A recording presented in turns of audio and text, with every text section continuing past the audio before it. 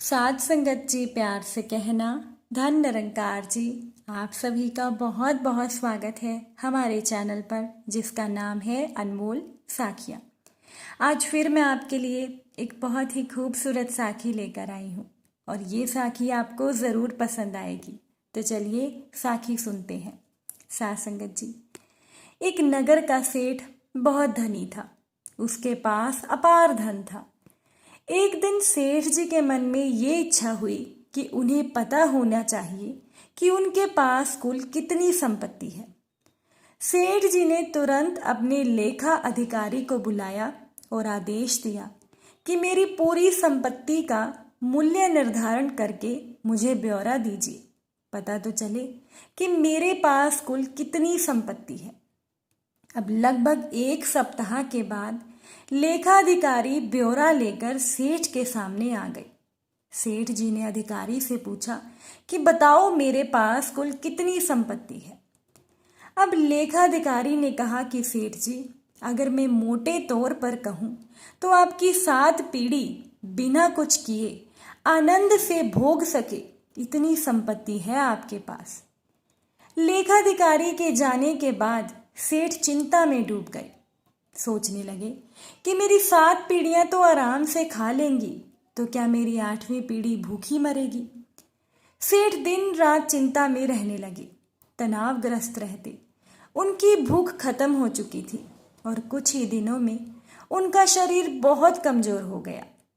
सेठानी के द्वारा बार बार तनाव का कारण पूछने पर भी सेठ जी कोई जवाब नहीं देते थे। साध संगत जी, सेठानी से सेठ जी की हालत देखी नहीं जा रही थी। उन्होंने सेठ जी से मन स्थिर और शांति के लिए एक संत के पास सत्संग में जाने के लिए प्रेरित किया। अब सेठ जी को भी ये सुझाव बहुत पसंद आया। सेठ जी ने सोचा कि चलो अच्छा है, संत अवश्य ही कोई विद्या जानते होंगे जिससे मेरे दुख खत्म हो जाएंगे। अब सेठ सीधे संत जी के पास पहुंच गए और एकांत में मिलकर संत जी से अपनी समस्या का समाधान जानना चाहा। सेठ जी ने संत से कहा कि महाराज, मेरे दुखों का तो कोई पार ही नहीं है। मेरी 8वीं पीढ़ी भूखी मर जाएगी। मेरे पास केवल अपनी 7 पीढ़ी के लिए पर्याप्त हो इतनी ही संपत्ति है। कृपया करके आप कोई उपाय बताइए कि मेरे पास और संपत्ति आए और मेरी अगली पीढ़ियां भूखी ना मरे। सेठ जी ने संत से कहा कि आप जो भी बताएं, मैं हर वो अनुष्ठान, हर वो विधि करने को तैयार हूं। साध संगत जी, अब संत ने सेठ की समस्या समझी और बोले, इसका तो बहुत सरल सा हल है, ध्यान से सुनो। इस गांव के अंतिम छोर पर एक बुजुर्ग महिला रहती है। उस बुजुर्ग महिला के पास कुछ भी नहीं है, ना कोई उसका कमाने वाला है और ना ही वो खुद कुछ कमा पाने में समर्थ है। तुम केवल उसे आधा किलो आटा दान दे दो। अगर वो ये दान स्वीकार कर ले तो इतना पुण्य उपार्जित हो जाएगा कि तुम्हारी सारी मनोकामनाएं पूरी हो जाएंगी। तुम्हें अवश्य अपना वांछित फल प्राप्त होगा।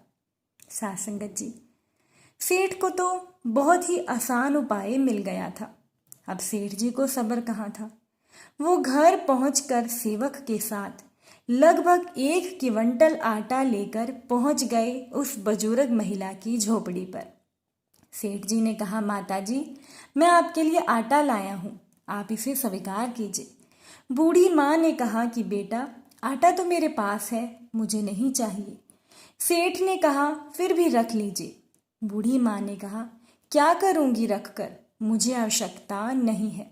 साध संगत जी, सेठ जी ने बूढ़ी माँ से कहा, अच्छा कोई बात नहीं, क्विंटल नहीं तो ये आधा किलो आटा तो रख ही लीजिए। बूढ़ी माँ ने कहा कि बेटा, आज खाने के लिए ज़रूरी आधा किलो आटा पहले से ही मेरे पास है, मुझे अतिरिक्त आटे की कोई ज़रूरत नहीं। सेठ ने कहा, तो फिर इस आटे को कल के लिए रख लीजिए। बूढ़ी माँ ने कहा कि बेटा, कल की चिंता मैं आज क्यों करूं? जैसे हमेशा मेरा प्रबंध होता है कल के लिए, कल भी मेरा कुछ प्रबंध हो जाएगा। बूढ़ी माँ ने आधा किलो आटा लेने से भी साफ इनकार कर दिया।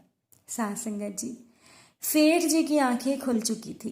एक गरीब बूढ़ी महिला कल के भोजन की चिंता नहीं कर रही और मेरे पास तो अथाह धन सामग्री होते हुए भी मैं 8वीं पीढ़ी की चिंता में घुल रहा हूँ।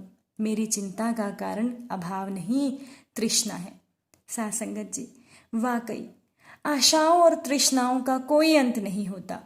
संग्रहखोरी तो दूषण ही है। असली सुख और शांति तो केवल संतोष में है।